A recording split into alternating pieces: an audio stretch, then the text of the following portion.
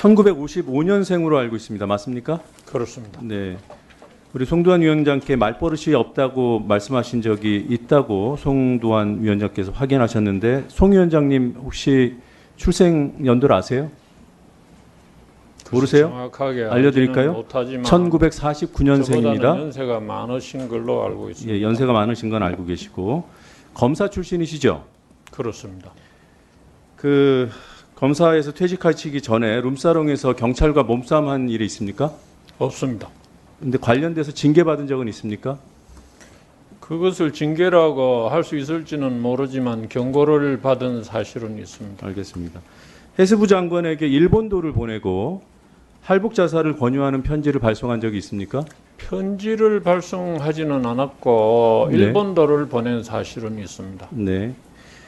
그리고 비교적 최근의 일을 좀 여쭤보겠습니다. 6월 13일 인권위 회의에서 네. 인권 장사치들 발언을 하신 적이 있죠? 그렇습니다. 비공개 회의 같은 때 자리에서 한 발언입니다. 기레기들이 들어와서 방청하고 쓰레기 기사를 쓴다 이런 발언도 하셨습니까? 비공개 회의 때 하셨습니까? 안 특히 하셨습니까? 제한된 기자를 상대로 그런 발언을 한 사실이 있습니다. 네, 기레기들이 들어와서 방청하고 쓰레기 기사를 쓴다. 네. 네. 김용훈 위원께서는 인권위 6개 소위원회 가운데 2개 소위원회 위원장을 맡고 계시죠? 그렇습니다. 네. 하나는 경찰들 국가기관에 의한 인권 침해 사건을 다루고 네. 또 하나는 군과 관련된 사건을 다루죠. 네. 네. 뭐 모든 소위원회가 중요하겠습니다만 상대적으로 보면 국가기관으로부터의 인권 피해가 발생하면 그 피해의 규모나 심도나 더 막대하겠죠. 네. 네. 그래서 어느 위원회에 비해서 뭐 상대적으로 본다면 인권을 보호해야 될 필요성이 좀 더 인정되지 않나 싶습니다. 2019년부터 최근 5년간의 이 소위원회에서 기각돼서 전원회의로 올라가지 않은 사건이 몇 건이나 되는지 아십니까?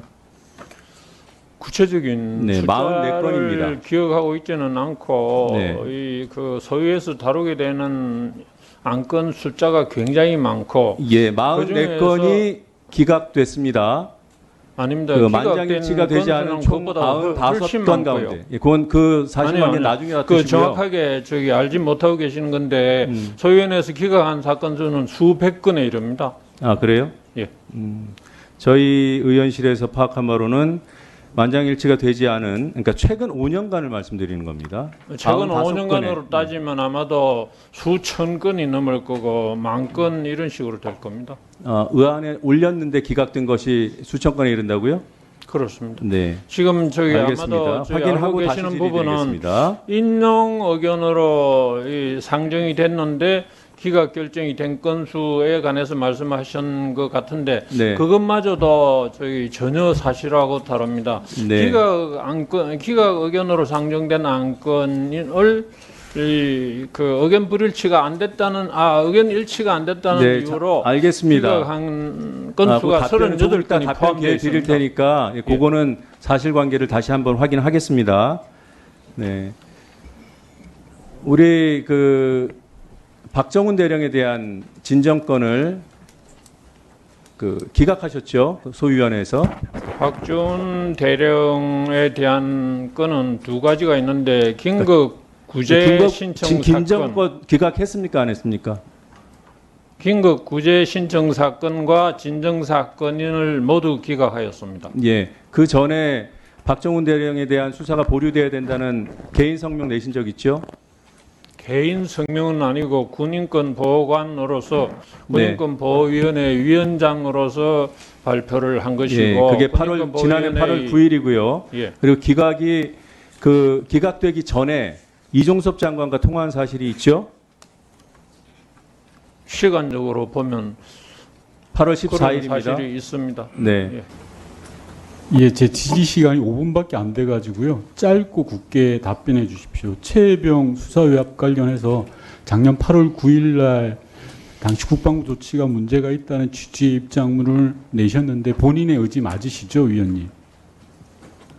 예 아니요로 짧게 답변해 주십시오. 그날 제가 내셨습니까? 안 성명으로 내셨습니까? 발표한 내용은 예, 내셨습니까? 국방부의 태도에 예. 문제가 있다고 외압에 관해서 낸 것이 아니고요. 예. 그 기록을 알겠습니다. 회수해온 조치가 부적절하다는 예, 예. 것이었습니다. 그게 그겁니다. 제가 다음 질문할게요. 언론 보도를 보니까 8월 14일 날 김 의원께서 국방부 장관하고 통화한 걸로 확인이 됩니다. 본인이 국방부 장관에게 전화를 했습니까? 아니면 전화가 온 겁니까? 제가 통화를 하고 싶다고 8월 9일자 그 성명의 내용을 설명하고 어떤 내용의 근거를 왜 하게 그럼 국방부 장관이 됐는지 전화가 온 거죠? 그렇습니다. 자, 그럼 다시 또 물을게요. 군인권을 담당하는 인권위 상임위원께서 박대령 논란이 한참 심화되는 상황에서 국방부 장관에게 그런 내용을 설명하는 게 저는 온당치 않다고 생각합니다. 인권의 최후 보루인 인권위에서는 그런 걸 설명하려고 있는 게 아니라요. 정확하게 지적하고 관리 감독하라고 있는 겁니다. 질의하겠습니다. 국방부 장관하고 통화할 때 박대령에 대한 긴급 구제 관련 내용을 이야기한 적 있습니까? 그날을 통하는 그런 것을 하기 위한 것이 아니, 아니었습니다. 있는지 없는지만 전혀 답변하십시오. 그런 사실 없습니다. 좋습니다. 그 김 의원께서 8월 9일 날 입장문을과 그 이후의 행동이 180도로 바뀝니다. 180도로 잠시만. 달라진 적이 없습니다. 전혀 없습니다. 잠시만 시간 좀 끊어주세요. 위원장님 네, 네. 시간 좀 끊고요. 앞서 다른 의원님들 계속 이야기하는데 제 질의 시간뿐만이 아니라 다른 의원들도 마찬가지로 김 의원이 답변하는 태도가 질의하지 않은 내용에 대해서까지도 답변을 하고 있습니다. 이 부분은 정확하게 지적해 주시고 다음번에도 이런 경우가 발생하면 정확하게 문제 제기를 해 주셔야 된다고 생각합니다. 네, 그렇게 하겠습니다. 답변 질의 이어가도록 하겠습니다. 본 의원이 생각할 때는 그렇습니다. 김 의원께서 국방부 장관에게 통화 요청했는데 답이 없다가 8월 14일 갑자기 전화가 옵니다. 그 이유가 하나가 딱 있습니다. 합리적 의심이 드는 이유가 8월 그렇지 14일 날 않습니다. 그것은 그렇지 않습니다. 잠깐만요. 지금 여기에 싸우려고 나오신 거 아니잖아요. 그죠? 네. 자기 주장하려고 나오신 것도 아니잖아요. 아닙니다. 제 질문을 듣고 사실관계가 답변을 전혀 하세요. 다르기 때문에 말씀을 드립니다. 답변을 제가 질의하지도 않았어요. 그 이유가 딱 하나가 있는데 14일 날 오전에 군인권센터에서 긴급 구제 신청을 합니다. 그 상황을 보고 국방부 장관이 급하구나 해서 바로 김 의원에게 전화를 했다라는 게 합리적인 의심이라고 저는 생각을 합니다. 그건 잘못된 의심이라고 생각합니다. 김용원 의원님, 지금 답변하는 태도가 제가 본 위원장이 몇 번 지적을 했는데요. 의원님의 질의를 충분히 들으시고 필요한 답변만 해주세요. 질의 중에 그렇게 방해하시면 안 됩니다. 잘 알겠습니다. 지금 서 계시는 곳은요. 변호사가 아니에요. 일반인도 아니고 공직자로서 나와서 국회의원에 대한 질문에 답변하는 겁니다. 다시 또 질문하겠습니다. 애초 8월 9일 입장문과 국방부 장관의 통화 이후에 김 의원의 입장은 180도 바뀌었습니다. 그러다 보니까 그런 합리적인 의심을 하는 거고요. 따라서 몇 가지 더 추가적으로 질의를 하겠습니다. 작년 8월 9일부터 8월 14일 그 의간에 용산 대통령실 관계자들과 통화한 적이 있습니까? 전혀 없습니다. 좋습니다. 인권위 담당 업무를 용산 대통령실에서 어느 비서관실에서 합니까? 저는 지금까지 알지 못하고 있습니다. 그게 알지 못하는 게 자랑 아니에요. 제가 알기로는 법률비서관실에서 한다고 들었습니다. 아마도 인권위의 잠시만. 독립성을 또 보장하기 끼어듭니까? 위해서 따로 김 의원! 하지 않는 것 같습니다. 또 끼어드냐고요?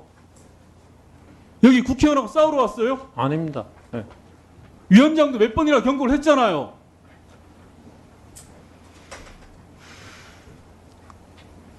똑바로 하세요, 똑바로. 뭘 잘했다고 지금 여기서 꼬박꼬박 이야기를 합니까? 네. 합리적 의심에 대해서 국민들이 갖는 합리적 의심에 대해서 질의하는 겁니다. 그에 대해서 분명하게 답변하시면 돼요. 아니면 아니다, 맞다, 맞다. 변명하려고 이 자리에 나온 거 아니에요. 국가인권위원회가 뭐 하는 데입니까? 국민들 인권 지키는 데예요. 그런데 귀하께서 하신 걸 보면 인권을 파괴한 겁니다. 국가를 위해서 헌신했던 박대령의 인권을 파괴한 거라고요. 그걸 모르고 이 자리에 서 있으면 어떡합니까? 저는 그렇게 생각합니다. 또 그럽니까? 제가 볼 때 김 의원은 자격이 없어요.